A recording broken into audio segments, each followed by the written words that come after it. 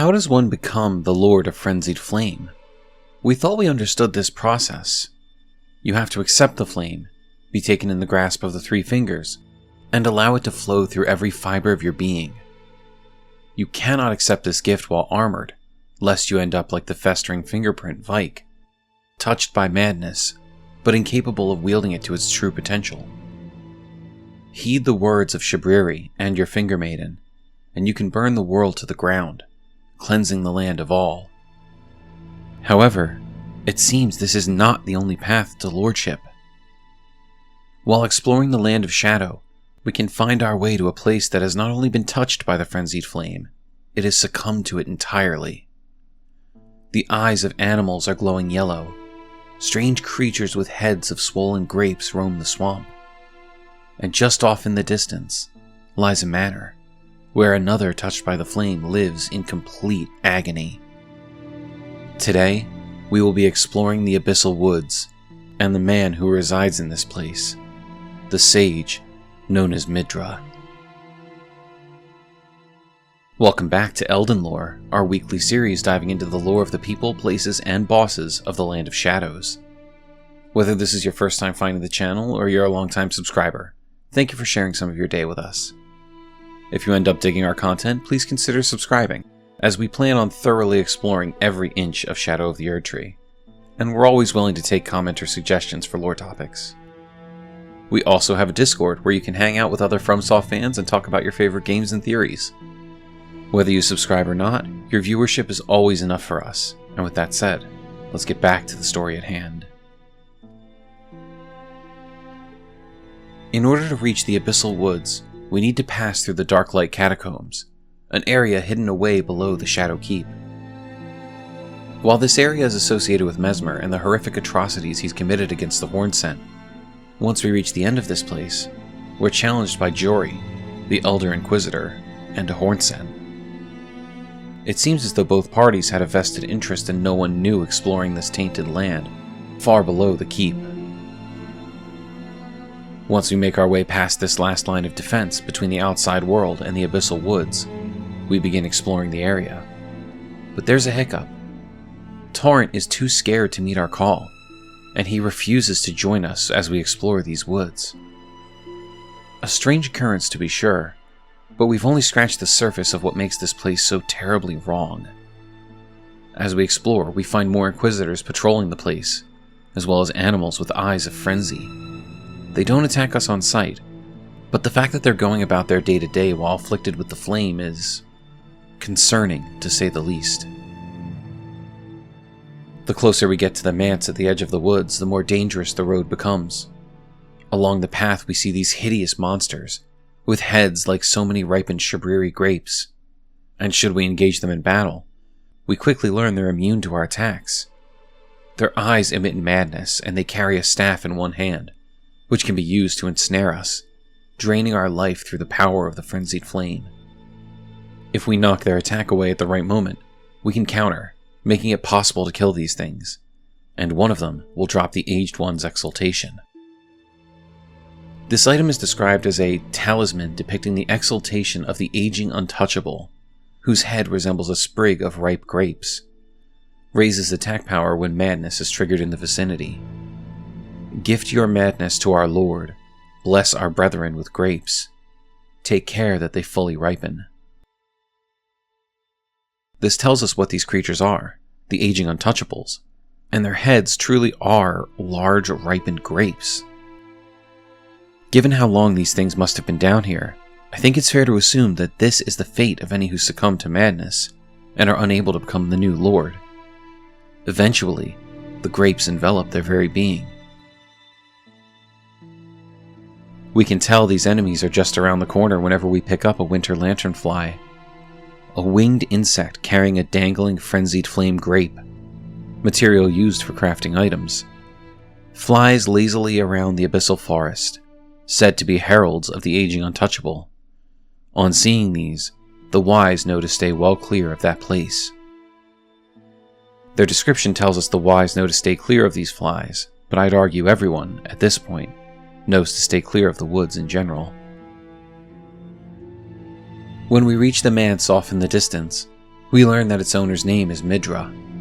If we examine the map of the Abyssal Woods, it tells us a bit about this man. At the east of the gravesite plain, a thick forest sprawls at the depths of the ravine that is untouched even by sunlight. Known as the Sanctum of Sage Midra, and is a region forbidden by the Hornsent. So now we know, the Sage Midra studied here, and the area is now forbidden by the Hornsent. This explains why within the manor, we're surrounded by Inquisitors and Hornsent Knights, who wish to stomp us into the ground. Unlike with other areas though, it's not simply a matter of them seeing an enemy and attacking. They are specifically trying to keep us from disturbing someone, lest we bring about a dark fate for the land. When we first enter Midra's home, we're greeted by a specter of a former servant who tells us, "I welcome you, O uninvited guest, but I must warn as you venture in. Heed the words of our great master, Midra. Approach not the madness, lest ye succumb." We can see as we explore that the halls of this great manor have seen better days. His title of sage is evident as Midra seems to have collected enough books to fill several libraries, gaining knowledge beyond what we could possibly infer. However, these books are now destroyed, burned to a crisp. We can see plainly who's responsible for the state of the manse as we make our way through. Many Hornsent Inquisitors holding candlesticks roam the halls, as if they are the last line of defense against something terrible. We can find another spirit who says to us, "I beg you stop. Haven't I taken enough? Are we not brethren, common in our line? And yet you offer only cruelty. I ask, what crime did great Midra commit?" What's interesting about this is that both spirits appear to be Hornsent, while the portrait of Midra we've all come to know shows that he's not one of their people. It's possible he was even a shaman, but his title as sage likely kept him from the same tortures the rest of his people endured. Still, we press on hoping to meet the Lord of the Manor, and along the way, we uncover more clues about what has happened to allow the frenzy to spread. We find a mad craftsman's cookbook, which tells us it is a record of crafting techniques left by a craftsman who served Midra, master of the manse, and Nanaya, its lady. His eyes were burned by the flame of frenzy. We can also find swollen grapes, an eyeball of frenzied flame that is swollen from within, material used for crafting items, exceedingly rare to find, marked with fingerprint burns, proof of having been touched directly by the three fingers embrace. Lastly, we find tools known as surging frenzied flame, which are spirit grave stone burned by frenzied flame. Spirits are eternal, and yet frenzied flame melts them away regardless. No wonder the Hornsent forbid the flame's use. Each item gives us a new piece to the puzzle. First, Midra had a wife, or lady, known as Nanaya, likely the woman standing beside him in his portrait. Then, that those who worked for Midra clearly fell under the influence of the flame, their eyes turning to swollen grapes. Although the idea that they were touched directly by the three fingers is a little suspect, as it would mean that the three fingers must have resided somewhere nearby before being moved beneath Lanedale. And now we know why Torrent and the Hornsent were so terrified of the flame to begin with. It has the power to burn away spirits. Torrent himself is a spirit steed, and the Hornsent revered spirits, meaning there could be no greater blasphemy than to have them burned to nothing. At this point, we've likely heard the screams of Midra himself, warning us to stay away from him. Leave. Now. Come no closer. No closer, I say. The madness wells.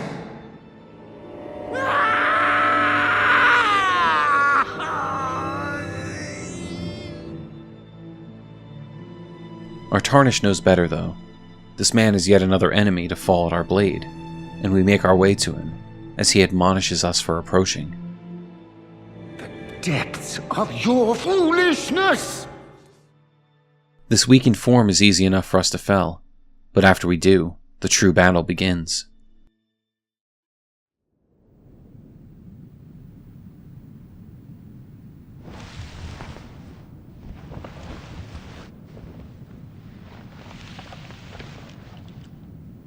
Enough. I have endured more than enough.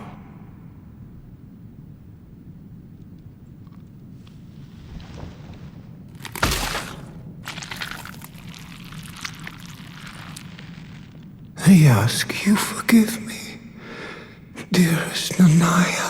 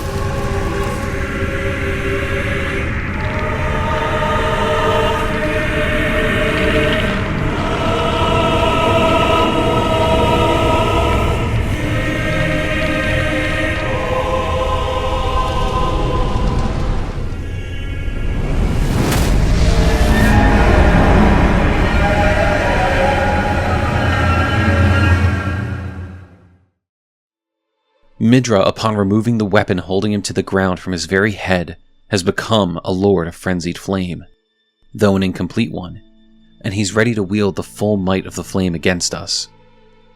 What ensues is a difficult battle, one that we will, eventually, come out on top of. Upon defeating him, we gain his remembrance, which sheds light on his history. As the golden barbs inflicted eternal agony upon him, Midra held fast to Nanaya's entreaty. Endure. The word was a curse. The possible rewards for trading in his remembrance tell us more. The Greatsword of Damnation is described as a golden greatsword that once pierced the body of Midra, master of the manse, used by the Hornsent in the execution of a damnation like no other. The barbs that pierce the victim from within wind gently around the blade. And the incantation we can gain is known as Midra's Flame of Frenzy. Incantation in praise of Midra, Lord of Frenzied Flame. The Lord of Frenzied Flame shall take their torment, despair, their affliction, every sin, every curse, all melted away. Yet Midra, like others before him, was too weak to become a lord. Knowing this, we can start to paint a picture of what happened to this man, and how he came to be under the influence of the flame. But first, let us take a moment to address the Lady of the Manse, Nanaya. We can find what remains of Nanaya as we explore these grand libraries. Her corpse sits alone, clutching something very tightly. The item, Nanaya's torch, is described as a torch made by attaching a dying flame of frenzy to a small spinal column. In a distant land, in an age long past, was born a man who failed to become the Lord of Frenzied Flame. All that remains of him is cradled gently by Nanaya. When Midra removes the Greatsword of Damnation from his head, he has no neck, so we can assume that this small spinal column actually belongs to Midra himself. And after he was pinned to the ground by the Hornsent, Nanaya took this piece of her lord with her, after asking him to endure the pain and flames, so that the Lord of Frenzied Flame would not burn the land to the ground. It would seem Nanaya met her fate in the manse the same as all the other servants. But the true tragedy is that it seems from their portrait that Nanaya may have been pregnant before this punishment was passed down, and there's nothing that tells us what may have happened to her child. Some speculate that this child may have been Marika, but I'm not quite convinced. I won't discredit this theory as it's fun to speculate, but I believe if this were the case, we'd have been given something more to confirm it. That said, the mystery of Nanaya's pregnancy cannot truly be solved. It's another tragedy in a world full of tragedy. While many have speculated that Nanaya was a deathbed companion, or possibly a maiden of the three fingers leading Midra to madness, I don't believe this is the case. Anything we read of Nanaya paints her in a much more benevolent light, as a lady who cared for her lord, and wanted nothing more than for him to stay strong, so that he might spare the world of the fate of the frenzied flame. As for Midra, it's clear that the Horn-sent Inquisitors are the ones who put a stop to his transformation by piercing his skull with the Great Sword of Damnation. But what got them to this point? His servants and colleagues in the manse seemed to be Horn-sent as well, so I don't believe this was a matter of prejudice. We also see how his servants were tortured and had no idea why any of this was happening. I have a theory on how this situation started, and it comes back to a torn diary page we can find during our investigation. A discarded page ripped from a diary, bearing a passage written in a tremulous hand. I touched him, but only once. When he thrust his staff in my face, I brushed it aside. It was then that I touched him, the aging untouchable. Not only does this letter tell us how to fight the aging untouchables, I believe it also gives us insight into how Midra became a victim of the flame. The Abyssal Woods have clearly been dealing with the effects of the flame for some time, so what if Midra was not the initial cause? We know from Ymir's questline that the fingers are fumbling for meaning the same as everyone else, so perhaps this land was touched long ago, and Midra took up residence here to study the flame and look for a way to stop its effects. This would explain how the sage working alongside the Horn-sent would eventually be attacked by their Inquisitors. If it was his job to stop the flame through his research, and he instead unwittingly inherited it through his study of the aging untouchables, that would get the Inquisitors' attention. Suddenly, a man who was once seen as an asset to the Horn-sent was now nothing more than another heretic, one that they needed to put a stop to. I don't believe Midra had any grand plans of becoming the Lord of Frenzied Flame and bringing the world to its knees. I believe this scholar simply fell too deep into his studies, uncovering cosmic truths, and he got careless. In his interactions with those wholly controlled by the flame, he too became tainted, and rather than accept his fate, he chose to heed the words of his love, to endure the burning of the frenzy, and instead keep it locked deep within him for as long as he could. In this time of enduring the flame, Midra would grow weaker and weaker, essentially making it impossible for him to become the true Lord of Frenzied Flame. Ultimately, our Tarnish coming to the manse and allowing him to release the flame was a mercy on poor old Midra. Not only could he finally let go of his pain and suffering, but we could see to it that this incomplete lord never rose to power, effectively putting Midra's spirit to rest. That is, if it wasn't burned up by the very flame he kept at bay for so long. Thank you for joining us for this exploration of Midra and the Abyssal Woods. What do you think of our analysis of this area and the Lord and Lady of the Manse? Do you believe Midra was an innocent bystander, undone by his own attempts to free this land from the flame? Or do you think he was seeking this power?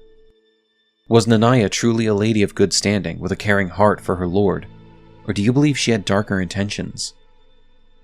Do you believe this Lord of Frenzied Flame has any ties to Marika? And if so, why do you think that? Let us know your thoughts and theories in the comments, and please be detailed, because I am very curious. Don't forget to like, subscribe, hit the bell, and set notifications to all so you never miss out on any of our lore dives. We look forward to seeing you again for more Elden lore.